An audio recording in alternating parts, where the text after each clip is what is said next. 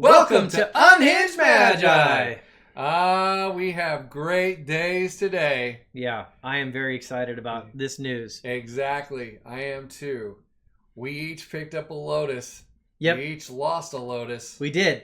I sold a Lotus and I gained a Lotus. And I traded for a Lotus. Yep. But Well, I I lost mean, money. well, there's that. Yeah. But I got 2 cards. Yeah, so Not here's 2 Lotuses. this is my new Lotus. And this is my new Lotus. It's Christopher Rush signed, baby. And you know what? Oh my goodness. This used to be mine. And this used to be mine. Yep. That's pretty much how it was. You guys have seen this Lotus happen in my videos. This was my Black Lotus Christopher Rush signed. I was very proud of it for a long time to have Christopher Rush signed Lotus. It was the prize of my collection, and now it's his. And you guys have seen me play this versus you guys when we play online. But now it's his. And I also got this one, which is also Christopher Rush signed. Yeah, not only did I give him... Mana Beta! Oh, Not only did I give him a signed Lotus, but I gave him a signed Beta Mana Barbs. So why the heck did Edwin do this? Well, it's because I gave you some cash. That's right. And then what did you do with that cash, Edwin? I am buying... I'm in the process. It's not done yet. I am buying 4 Bazaar of Baghdad's.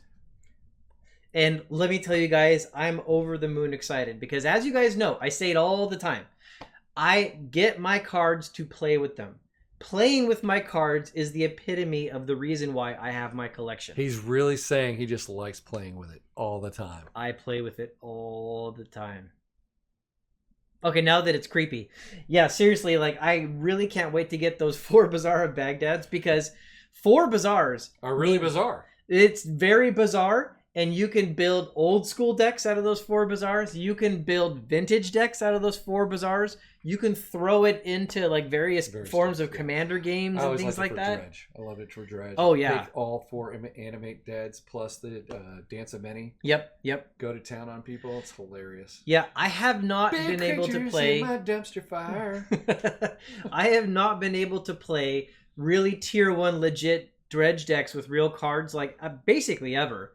At my best of my collection, like years ago in college, I did have a big collection of cards, but I think at most I had like 2 or 3 Bazaars. I don't think I ever had a playset of Bazaar of Baghdad. That's pretty cool. So this is like the first time I'm ever going to have a playset of Bazaar of Baghdad to actually build decks with.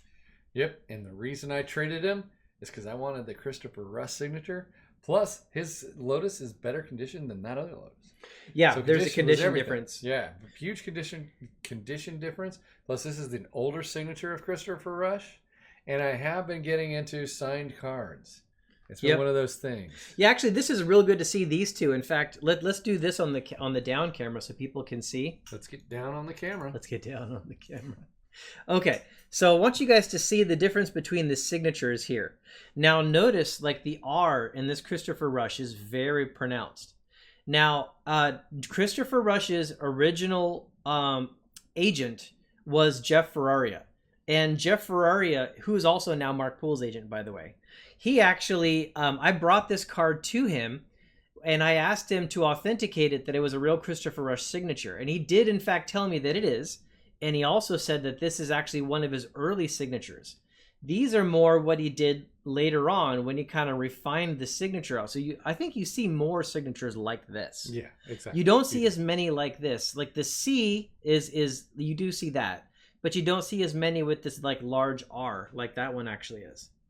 So that actually is very cool. So that was a reason why I prized that one. And I actually have a picture. Maybe I can like edit this video and put a picture up on the screen of like when I showed this to Jeff Ferraria. But it's interesting to see how an artist's own signature can like evolve like over time. Oh yeah. Everyone's going to be evolving your signature and my signature over time. Here's the one that used to be Dan's that's now mine. So I still have a Black Lotus. Yes, and that was his primary condition. He wanted to have a Black Lotus to play with still. Yep, and I'm down a Beta Mana Barbs, but of course I still have, I think, revised. Yeah, Mana Barbs. I don't think I have any collector's edition. This was one of my very good prizes, and Dan and I are both very clear that these have a lot more upward potential than this card. Correct. But the Bazaars also have a lot of upward potential. They might actually turn out to be pretty darn good also. Yeah, because I think signatures will actually be something really big in the future. right? A lot of people say, oh, I don't like the signatures and blah, blah, blah on the card. Well, these are the artist signatures. These are going to be very big collector items in the future, I believe. It's just one of those things that I believe in, because I've been watching Edwin play with the signature cards in almost all of his decks, and he has all these nice, beautiful beta cards that are of all these signatures on it, and every single time he plays them, I'm like, I think I want one with a signature. I understand that. And then feeling. I started buying the signature cards. And so now I have a collection of my own signature cards, and this is just going into that collection. And are you going to play with these? I am going to play with them, yes. That is sweet. The Black Lotus I'm going to play with, and the Mana Barbs. If I can figure out a deck that doesn't kill me, because I remember when I'm back in the day, I kept mostly annihilating myself with Mana Barbs. It does have a tendency to do that. I would get behind, and it would just kill me. It can definitely backfire. I have seen decks built with Mana Barbs that are effective. In fact, I saw an Alpha 40 deck that somebody had built. I think Drew Epstein built a deck that had Mana Barbs in it. It was actually pretty effective. So that does happen, actually. Yeah. I'm pretty sure that I know there's got to be decks out there that are really good. I just remember trying to make this thing work, and I had streams of life to keep myself above water, kinda, but it doesn't work with Mana Barbs because it also kills you at the same time. Mm-hmm. But, you know, it's an interesting... You have to use your artifacts to power your stream of life. For sure. It's an interesting topic, though, when you start looking at the current value of the cards and the longevity, like the future value of the cards is an interesting topic. Like, I'm firmly aware that the cards that I gave to Dan might actually go up in value more than the cards that I, like, you know, the Lotus that I've got and the Bazaars that I'm going to buy. Now, I don't think any of them are going to be, like, stagnant. I mean, Bazaar Baghdad is a reserve list card and very desired. Yeah. But the ones I'm giving up might go up more because... I mean, there are a good amount of Christopher Rush signed Lotuses. There's really not very many Christopher Rush signed Mana Barbs. Exactly. Because when he was alive, how many people thought, oh, I've got to have him sign this Mana Barbs? I mean, it's a Mana Barbs. Yeah. I mean, not a lot of people had those signed. So there's not a lot of them floating out there. So this card might really surprise people and have like a lot of value to that one collector that wants a fully signed collection. Exactly. And I can charge him an arm and a leg. And I will. So, but this is the interesting thing. I know that that's the case, but you know what, guys? Sometimes you got to decide what your priority is. My priority has always been building decks and playing the game. And I've known for years, all the way back in 2016, even when I used to interact with Vintage Magic and such, like even back then, like I knew the cards that had the most upward value was absolutely the high grade signed, or the high grade alphas, betas. Didn't mean to say signed. The high grade alphas, betas, like inside of the cases and stuff like that. I knew those are going to be the ones that moved the most. But even back then, I made the decision that even though I know those are going to go up more in value, first of all, I had no idea they're going to go up that much, but I knew they're going to go up more. But I wanted to have cards that I could play with, and so I targeted light play condition and below cards to flesh out a builder's collection so I could actually go play the games.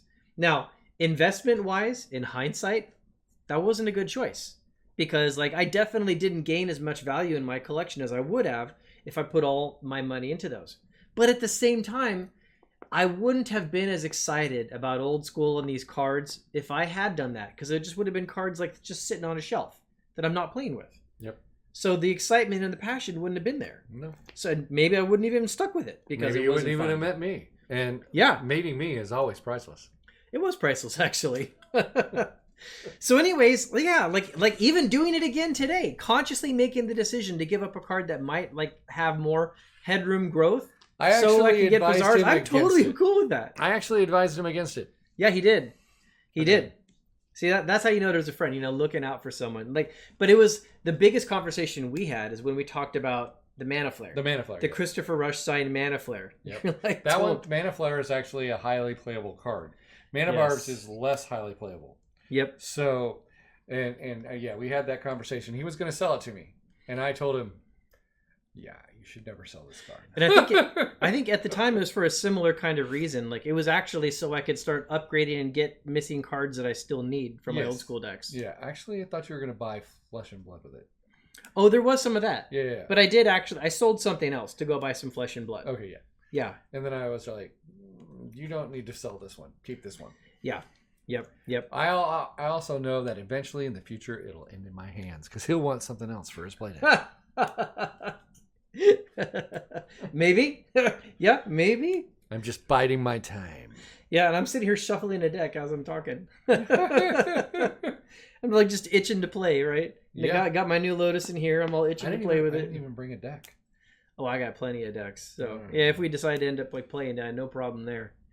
So anyways, yeah, that's my news. I am over the moon. I cannot wait to get those Bazaars in the mail. Yep. See, we traded cards. Craziness. He actually ends up with a lot of my cards. He has my Antiquities card that I originally played with, the Archaeologist. He even had me sign it. And your Beta Fork. And my Beta Fork. Yep.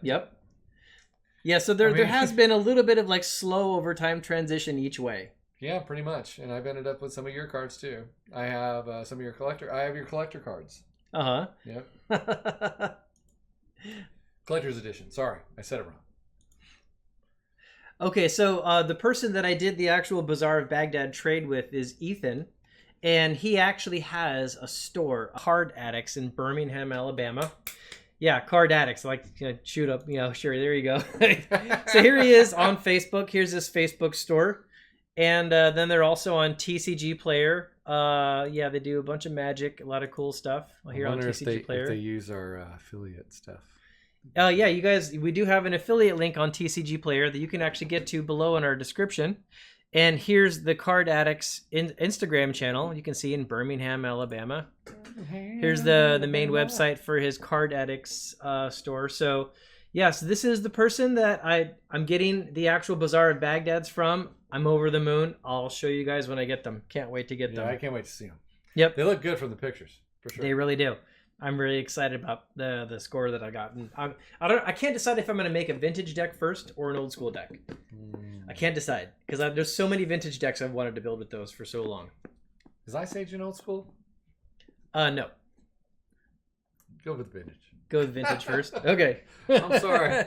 There's so much anime dead stuff out there. Yeah, there is. There's a lot of animator stuff in Ice Age as well. Okay, so that's pretty much it for the video. Thank you guys for tuning in.